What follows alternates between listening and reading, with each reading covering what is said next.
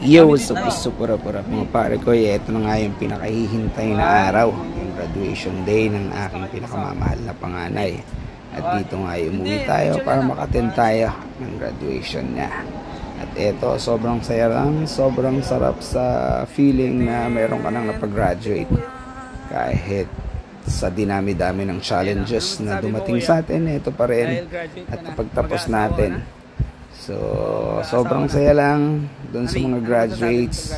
Congratulations sa inyo, yung effort nyo, yung hard work nyo. Eto na, nagbunga na. At sana ito na yung umpisa at magtuloy-tuloy sa inyong mga pangarap. Nandyan lang kaming mga parents nyo para sumuporta sa inyo. Huwag lang kayong makakalimot sa mga pinagdaanan nyo kung paano nyo napagtagumpayan yung mga bagay-bagay. Once again, congratulations sa inyong mga graduates and especially sa aking pinakamamahal na panganay. Congratulations, Kuya. I love you.